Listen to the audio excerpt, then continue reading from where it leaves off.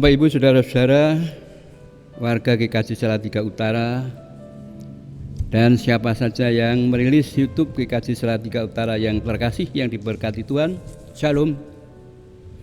Sapaan majelis kali ini mengajak Bapak Ibu sekalian untuk bersama-sama merenungkan firman Tuhan yang terambil dari Injil Lukas pasal 21, akan dibaca ayat 5 sampai dengan 6 dan kemudian nanti ayat 19.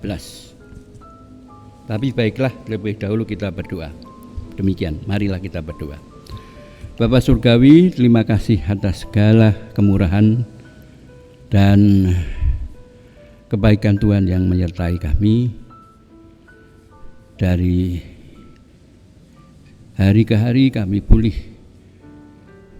menikmati hidup dalam kecukupan dengan sukacita, dan oleh karena berkat Tuhan juga kami saat ini boleh menyampaikan firman Tuhan, merenungkan firman-Mu bersama-sama dengan saudara-saudara kami seiman, khususnya warga GKJ Salatiga Utara. Kiranya Roh Kudus sendirilah yang akan memampukan kami agar kami betul-betul mampu menghayati firman-Mu, sehingga firman betul-betul merupakan makan rohani yang menguatkan dan menyegarkan dan bahkan menerangi jalan hidup kami di kemudian hari. Demikian Tuhan doa kami, dalam nama Yesus Kristus kami mohonkan. Amin.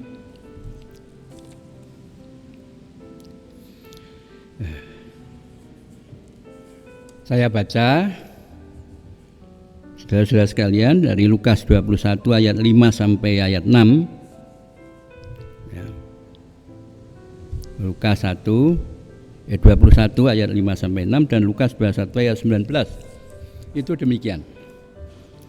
Ketika beberapa orang berbicara tentang bait Allah dan mengagumi bangunan itu yang dihiasi dengan batu-batu yang indah-indah dan dengan berbagai-bagai barang persembahan, berkatalah Yesus, "Apa yang kamu lihat di situ, akan datang harinya di mana tidak ada satu batu pun akan dibiarkan terletak di atas batu yang lain, semuanya akan diruntuhkan."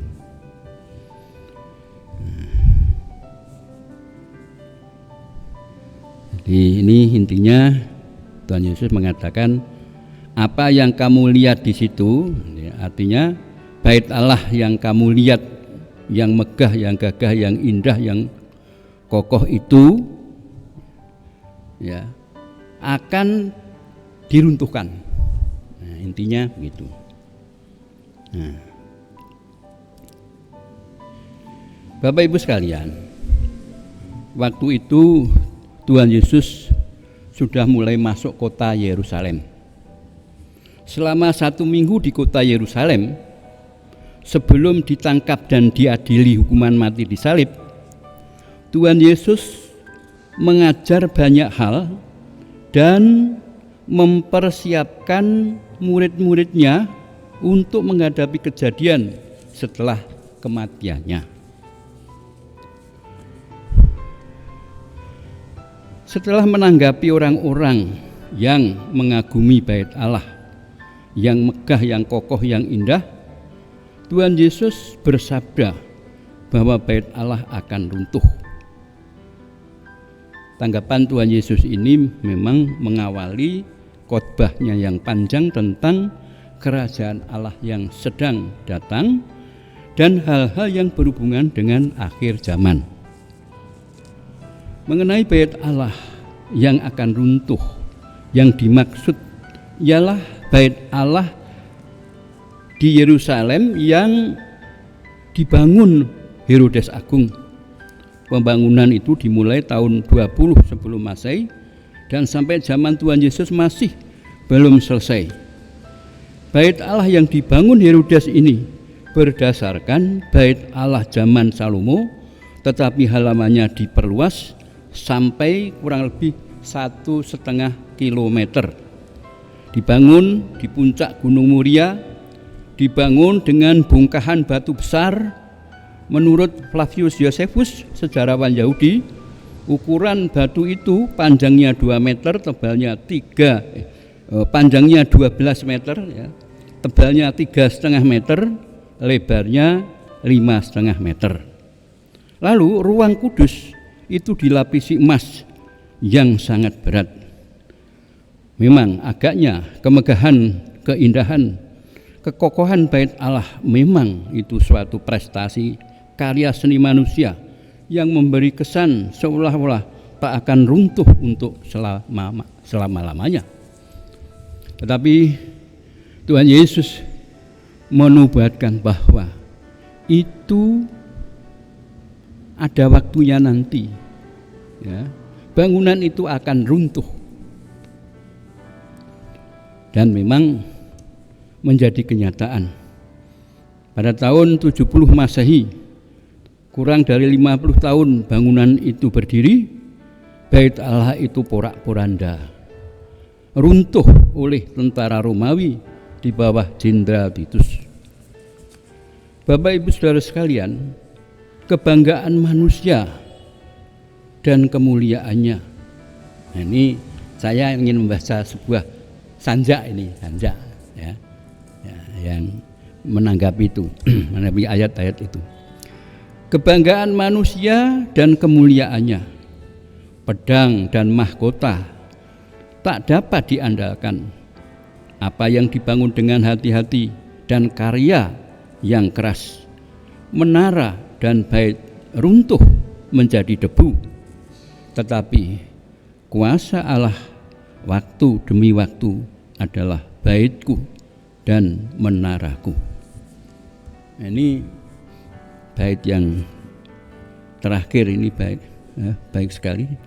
Tetapi kuasa Allah waktu demi waktu adalah baitku dan menaraku. Ini puisi dari seorang pendeta yang saleh. Nah, Bapak Ibu sekalian, bersama runtuhnya bait Allah adalah penderitaan yang dahsyat di atas kota Yerusalem. Penduduk mengalami penderitaan yang dahsyat. Selanjutnya Tuhan Yesus menjelaskan tentang akhir zaman dan tanda-tanda zaman yang berupa kejadian-kejadian yang mencekam. Tanda-tanda yang ada di alam, misalnya adanya gempa, ya, gunung meletus, banjir dan sebagainya. Yang kedua, tanda-tanda di langit, matahari dan bulan tidak bersinar dan seterusnya. Yang ketiga, tanda-tanda di antara manusia, yaitu adanya peperangan di antara bangsa-bangsa, adanya bencana, kelaparan, penyakit dan sebagainya. Yang keempat, tanda-tanda yang melanda dalam gereja, yaitu adanya siksaan, jadi penderitaan orang-orang Kristen, adanya Kristen, orang-orang Kristen gadungan, ngakunya Kristen, tapi sebetulnya dia malah merusak kekristenan. Juga adanya antikris. Semuanya itu tanda-tanda akhir zaman, ya. Dan semua itu untuk menyebutkan datangnya zaman yang sulit. Tetapi zaman yang sulit itu akan diganti zaman baru. Zaman baru, dunia baru, kemuliaan baru. Ketika hari Tuhan datang, yaitu ketika Tuhan campur tangan langsung untuk mendatangkan langit baru dan bumi baru. Sebagaimana yang tertulis dalam Wahyu 21 ayat 1-5, Rasul Yohanes melihat pewahyuan itu, isinya demikian. Aku melihat kota kudus Yerusalem baru turun dari sorga, dan Allah yang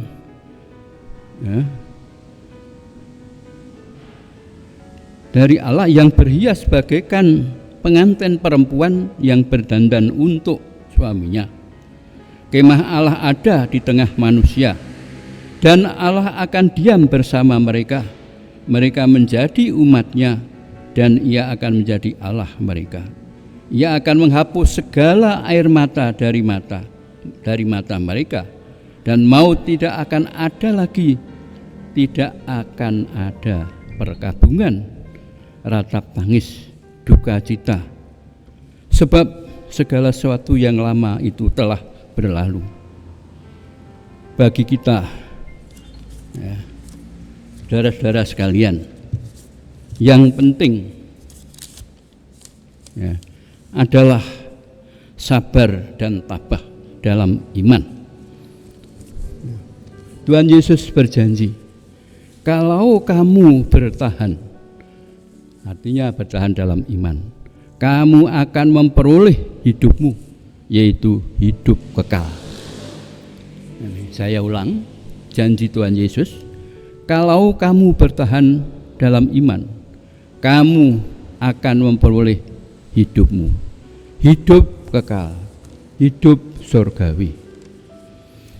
Bapak Ibu Saudara sekalian, ada kata-kata bijak dari seorang saleh yang kiranya juga boleh menjadi semboyan kita lah, begitu ya. Demikian. Melupakan Allah dan hanya dalam dunia merupakan hal yang paling bodoh untuk dilakukan.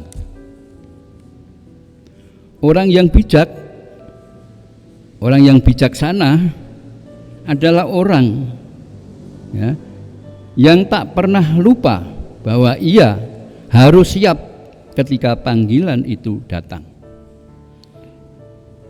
Dan jika orang ini, jika ia hidup dengan selalu ingat ini, baginya akhir kehidupan itu sendiri tidak akan merupakan suatu kengerian, tetapi sukacita yang kekal.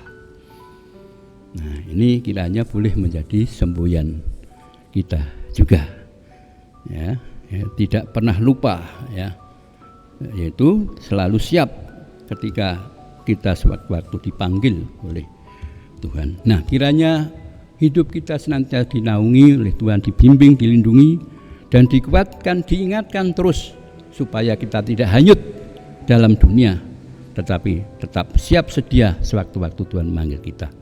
Tuhan memberkati. Amin. Kita berdoa.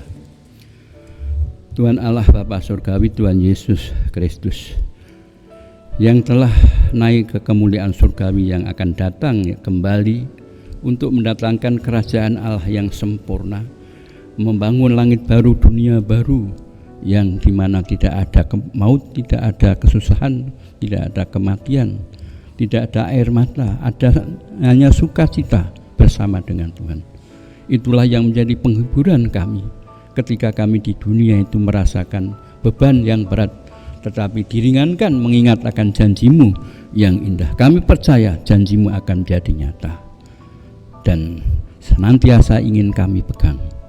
Bapa Surgawi, selanjutnya kiranya kami boleh menyerahkan segenap hidup kami, segenap warga gereja-Mu GKJ Salatiga Utara ini dalam genggaman-Mu. Tetap biarlah mereka berada di jalan-Mu, jalan kebenaran.